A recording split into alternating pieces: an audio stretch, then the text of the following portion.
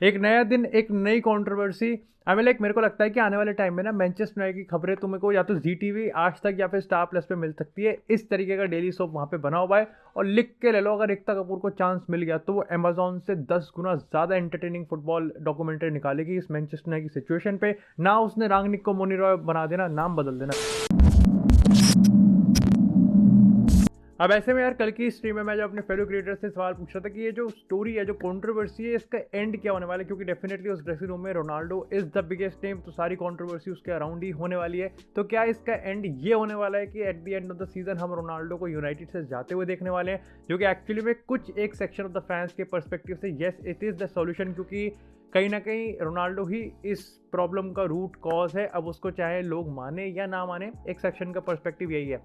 लेकिन यार रियलिटी ये है कि अब ऐसी रिपोर्ट्स आ रही है कि रोनाल्डो का यूनाइटेड को छोड़ना, जो कि कुछ टाइम पहले तक बिल्कुल ही मतलब इम्पॉसिबल लग रहा था, इवन इफ यहाँ पे चीज़ें खराब जाएं, अब रियलिटी ये थोड़ी बदल चुकी है। चीज़ें इतनी ख़राब हो चुकी है कि रोनाल्डो एक्चुअली में मैनचेस्टर यूनाइटेड को छोड़ सकता है। और आज की रिपोर्ट में यार एक जो हम ब्रेक डाउन करने वाले हैं ना, उस रिपोर्ट में एक रीज़न ऐसा है जो कि आपने एक्सपेक्ट नहीं किया होगा, जो कि अभी तक एक्सपेक्ट नहीं किया होगा। और आपके हिसाब से अभी तक जो अगर कोई आपसे नॉर्मली पूछे कि भाई ठीक है रोनाल्डो को यूनाइटेड को छोड़ेगा, तो आपका क्या परसेप्शन रहेगा, तो आप वो रीज़न दोगे जो कि आज के रिपोर्ट में है ही नहीं।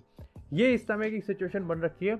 अब ऐसे में जैसे मैंने आपको बताया कि राल्फ रांगनिक के पर्सपेक्टिव से उसको जितना टाइम दिया है ना, वो कहीं ना कहीं काफ़ी ज़्यादा कम है, कंसिडरिंग द फैक्ट कि मैनचेस्टर यूनाइटेड इस समय किस मेस में है। और ऐसे में ऐसा हो सकता है कि रांगनिक यहाँ पर 1 साल का मतलब और एक्सटेंड कर ले, जो कि बहुत हाईली अनलाइकली है। और उसके पीछे रीज़न ये है कि मैनचेस्टर यूनाइटेड के प्लेयर्स एक्चुअली में कन्विंस नहीं है। अब ये चीज़ आपको इतनी रिडिकुलस लगे या ना लगे, बट रियलिटी इस समय कहीं ना कहीं ये लग रही है।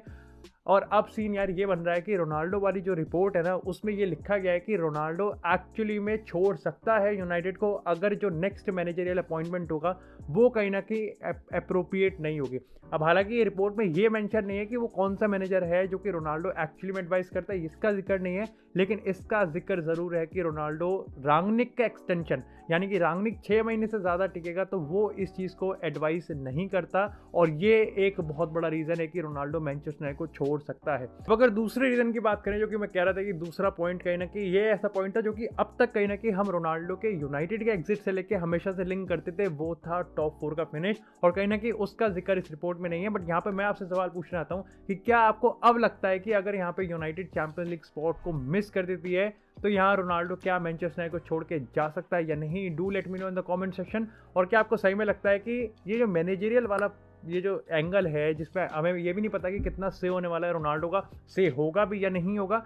Do let me know in the comment section कि क्या आपको लगता है कि एक्चुअली में मैनेजरियल अपॉइंटमेंट एक्चुअली में रोनाल्डो के फ्यूचर को अफेक्ट कर सकता है या नहीं। लेकिन जब बात हुई है यार मैनेजर की, तो इसी के साथ बात करते हैं एक बहुत बड़ी अपडेट से जो कि मैनचेस्टर यूनाइटेड के कैंप से आ रही है।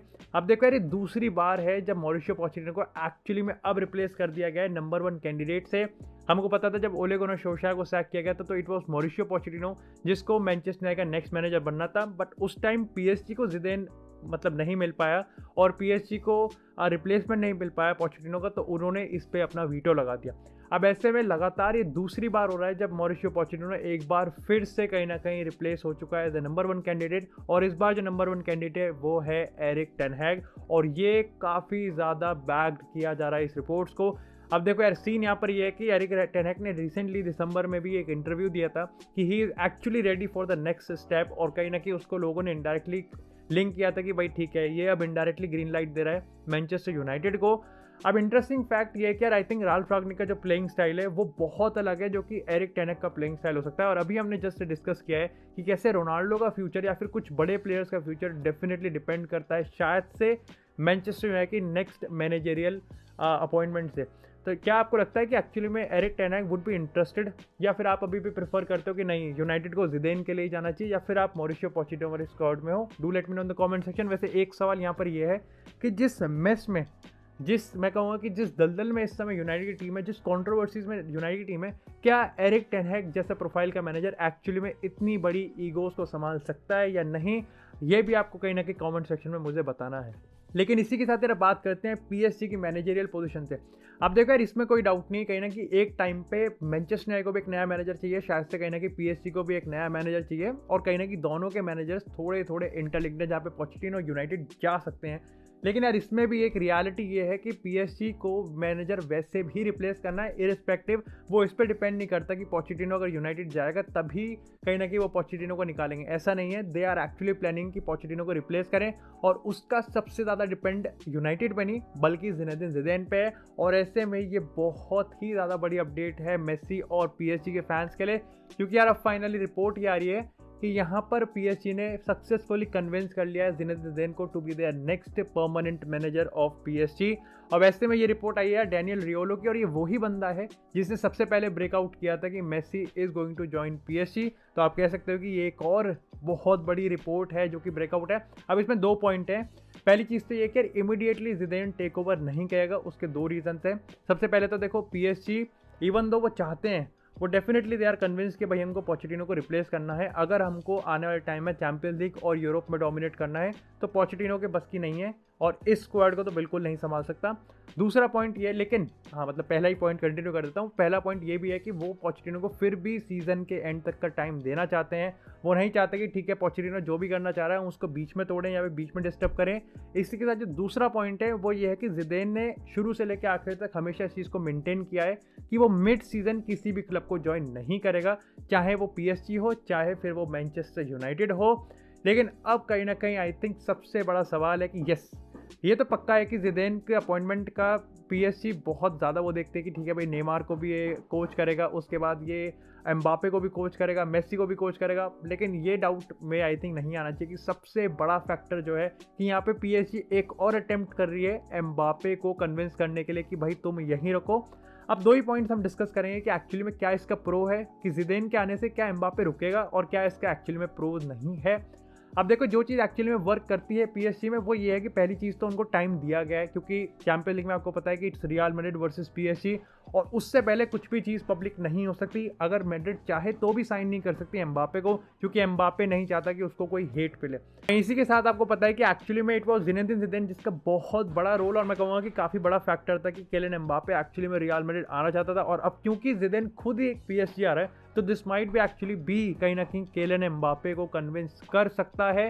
और शायद से आपको पता है कि किलियन एम्बापे ने हमेशा से यही चीज़ कहा कि मेरे को एक्सपोर्टिंग प्रोजेक्ट चाहिए, मेरे को एक्सपोर्टिंग प्रोजेक्ट चाहिए, तो यहाँ पर ये चीज़ हो सकती है। देखो यार ज़िनेदिन ज़िडेन डेफिनेटली एक बहुत बड़ा रोल मॉडल है किलियन एम्बापे की लाइफ में, बट किलियन एम्बापे का जो अल्टीमेट ड्रीम है वो रियल मैड्रिड के लिए खेलना है, चाहे वहाँ ज़िडेन हो चाहे वहाँ ज़िडेन ना हो, एंड दिस इज श्योर। लेकिन इसी के साथ अब बात करते हैं अर्लिंग ब्राउट हालांड के। अब हालांड की स्टोरी में हम लगातार इस चीज़ पे बात करें कैसे बार्सिलोना आगे आती जा रही है, कैसे रियल मैड्रिड साइलेंटली सारी चीज़ों को ऑब्जर्व करी और जिस टाइम मौका आएगा वो यहाँ पे ले जाएगी। बट आज के एपिसोड में एक मैं ऐसा पॉइंट डिस्कस करने वाले हैं जो कि आपको सही में रियलिटी बता देगा फुटबॉल की कि लोग एक्चुअली में पैसे को कितना आगे रखते हैं फुटबॉलिंग वर्ल्ड में।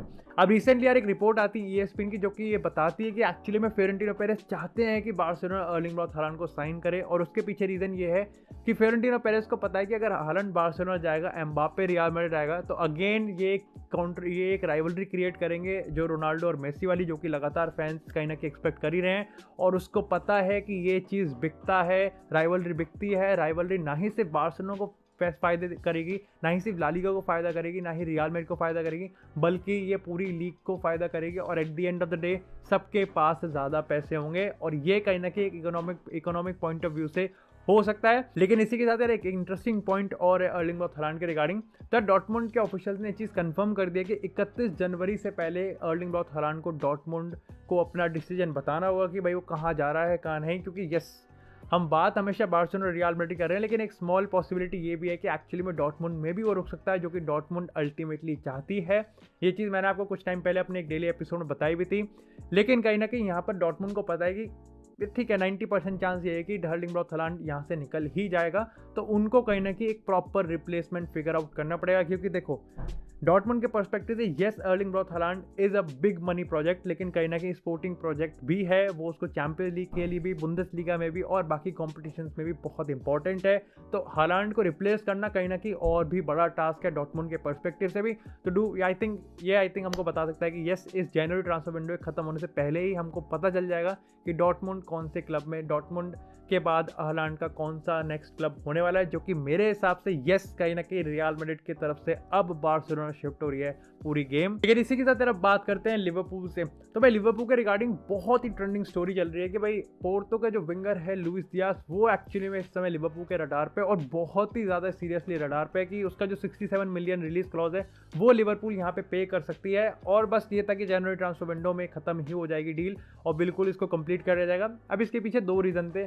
पहला रीज़न ये था कि क्योंकि लिवरपूल के जो दो स्टार हैं सादियो माने और मोहम्मद साला, वो कहीं ना कहीं अब एफकॉन के लिए जाएंगे, तो यहाँ पर लिवरपूल को स्क्वाड डेप्थ बढ़ाने के लिए कहीं ना कहीं चीज़ें करनी पड़ेंगी। और दूसरा यार ये है कि देखो स्क्वाड डेप्थ हमेशा से प्रॉब्लम रही है लिवरपूल के लिए और जर्गन क्लॉप को एक्चुअली में अपॉर्चुनिस्टिक होना था। लुइस डियास वो एक अपॉर्चुनिटी देखते हैं और इसको सीज करना था, लेकिन रियलिटी यार थोड़ी अलग है। यस लिवरपूल इंटरेस्टेड है यहाँ पर लुइस डियास में, लेकिन इसका मतलब ये नहीं है कि ये डील कंप्लीट होने वाली है।